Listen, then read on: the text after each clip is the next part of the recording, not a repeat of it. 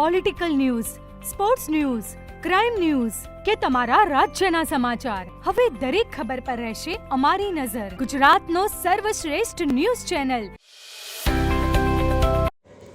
કોંગ્રેસના રાષ્ટ્રીય અધ્યક્ષ મલ્લિકાર્જુન ખડગે દ્વારા કેરળની એક જાહેર સભામાં ગુજરાતની જનતાને અભણ અને મૂર્ખ ગણાવતા નિવેદનથી સમગ્ર રાજ્યમાં રાજકીય ગરમાવો આવ્યો છે. આ નિવેદનના વિરોધમાં પાટણમાં ભાજપ અગ્રણી આકરા પ્રહાર કરતા જણાવ્યું હતું કે ખડગેજી 83 વર્ષના હોવા છતાં તેમણે ગુજરાતનો ગૌરવશાળી ઇતિહાસ વાંચ્યો નથી. પાટણ ભાજપ કાર્યાલય ખાતે આયોજિત પત્રકાર પરિષદમાં પાટણ જિલ્લા ભાજપ મહામંત્રી લાલાભાઈ દેસાઈ, પાટણ ભાજપ મીડિયા ઇન્ચાર્જ જયેશ દરજીની ઉપસ્થિતિમાં પત્રકારોને માહિતી આપતા ભાજપ ગુજરાત પ્રદેશ સહપ્રવક્તા અશ્વિનભાઈ બેકરે જણાવ્યું હતું કે ગુજરાત હંમેશા દેશનું માર્ગદર્શક રહ્યું છે. પાટણની ધરતી પરથી હેમચંદ્રાચાર્યજીએ વર્ષ 1188માં ગ્રંથ રચીને વિશ્વને જ્ઞાન પીરસ્યું હતું. આ ઉપરાંત મહાત્મા ગાંધી, સરદાર પટેલ, વિક્રમ સારાભાઈ, ડૉક્ટર બાબા સાહેબ આંબેડકર, નરેન્દ્રભાઈ મોદી, રતન ટાટા અને ધીરુભાઈ અંબાણી જેવી વિભૂતિઓએ ગુજરાતનું નામ રોશન કર્યું છે. તેમણે જણાવ્યું કે કોંગ્રેસના શાસનમાં ગુજરાતનો સાક્ષરતા દર માત્ર 35% હતો, જે ભાજપ સરકારના પ્રયત્નોથી આજે વધીને 84% સુધી પહોંચ્યો છે. ખડગેજીએ કુરાનનો હવાલો આપીને ભાજપ અને આરએસએસને સાપ સાથે સરખાવી તેમને મારી નાખવાની વાત કરી હોવાનો આક્ષેપ પ્રેસ કોન્ફરન્સમાં પ્રવક્તાએ કર્યો હતો. આ નિવેદન સામે ચાણસ્મા ખાતે એક વકીલ દ્વારા એફઆઈઆર પણ નોંધવામાં આવી હોવાનું તેમણે જણાવ્યું હતું. ભાજપ આગેવાને હુંકાર કર્યો હતો કે આગામી લોકશાહીના પર્વમાં ગુજરાતની શાણી જનતા મતદાન દ્વારા કોંગ્રેસને જડબાતોડ જવાબ આપશે અને કોંગ્રેસના સુપડા સાફ કરી નાખશે. કોંગ્રેસના વાંચ્યા વિરોધ અને ગુજરાત વિરોધી માનસિકતાને જનતા ક્યારેય સ્વીકારશે નહીં તેવું ભાજપ પ્રવક્તા દ્વારા જણાવવામાં આવ્યું હતું. રિપોર્ટર કમલેશ પટેલ, પાટણ. આજે પાટણ ખાતે કોંગ્રેસના રાષ્ટ્રીય અધ્યક્ષ 83 વર્ષની જેફ ઉંમરે ગુજરાતની તેમની અપમાનિત કરવાની જે અંદરની વિભાવના હતી એક જાહેર સભામાં કેરળમાં તેમણે વ્યક્ત કરી છે.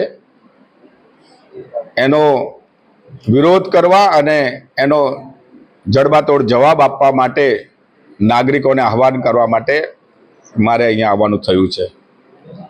કેરળની એક સભામાં તેમણે ગુજરાતના મતદારોને અભણ કહીને કહ્યું છે કે છેલ્લા 30 વર્ષથી આ અભણ ને મૂર્ખ પ્રજા એ નરેન્દ્રભાઈ મોદીને મત આપે છે, ભાજપને મત આપે છે. ખડગેજી 83 વર્ષના થયા તેમ છતાંય ગુજરાતનો ઇતિહાસ એમણે વાંચ્યો નથી અને ગુજરાત એ હંમેશા માર્ગદર્શક થયું છે અને માર્ગદર્શન કરવા વાળા પાટણમાંથી હેમચંદ્રાચાર્યજી 1188 ની અંદર થઈ ગયા, જેમણે ગ્રંથ બનાવીને દેશ ને વિદેશને માર્ગદર્શન કર્યું છે. મહાત્મા ગાંધીજી થઈ ગયા, સરદાર વલ્લભભાઈ પટેલ થઈ ગયા, વિક્રમ સારાભાઈ થઈ ગયા, ડોક્ટર બાબા સાહેબ આંબેડકર થઈ ગયા, નરેન્દ્ર મોદી સાહેબ થઈ ગયા, વિક્રમ તાતા સાહેબ થયા, ધીરુભાઈ અંબાણી થયા, કનૈયાલાલ મુનશી થયા. કોઈ ક્ષેત્ર એવું નથી જે ગુજરાતે જ્ઞાન નથી પીરસ્યું. આઈપીએસ વૈભવ બેંકર પણ અત્યારે નક્સલવાદની અંદર છત્તીસગઢમાં કામ કરી રહ્યા છે. તો આઈએએસ, આઈપીએસ, ઉદ્યોગકાર, સાહિત્યકાર એ આપનારું ગુજરાત એ અભણ કઈ રીતે?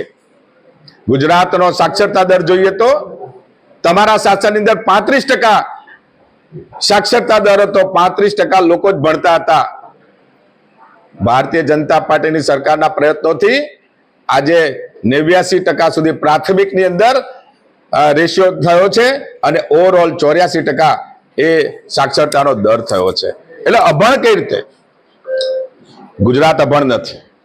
એનાથી પણ વધારે વાત કરીએ તો એક સભામાં એવું બોલ્યા કે કુરાનનો હવાલો આપીને, હું મુસ્લિમ મિત્રોને કહેવા માંગીશ કે કુરાનમાં આવું લખ્યું છે કે કેમ, કુરાનનો હવાલો આપીને કહે છે કે નમાજી નમાજ પડે અને જો સાપ નીકળે તો નમાજ પડવાનું છોડી દે, પરંતુ સાપને મારી નાખવો પડે. અને સાપ છે ભાજપ અને આરએસએસ.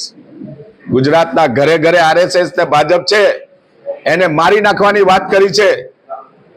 આજે એટલા ફ્રસ્ટ્રેટ થયેલા કોંગ્રેસના નેતાઓ આ બધાને મારી નાખવાની વાત કરી છે, અને જ્યારે મારી નાખવાની વાત કરી હોય ત્યારે ચોક્કસથી ક્યાંક ને ક્યાંક એના પ્રશ્નો ઉભા થાય. ચાંદખેડા ખાતે એક વકીલશ્રીએ એવું કહ્યું છે કે જ્યારે તમે જાહેરમાં આ વાત કરી છે તો મારી પર ભય તોળાય છે, અને FIR પણ આજે દર્જ કરી છે. તો એ રીતે દેશની રાજનીતિ કરવા માટે વિરોધ પક્ષમાં તમને જનતા કહે છે તો વિરોધ પક્ષનો પણ તમે પદ નથી લેવા માંગતા, અને માત્ર વાંઝ્યો વિરોધ અને એક સમાજને તમારે સાથે રાખવાની નેમ છે. તો આ બહુમતી સમાજ માટે શું?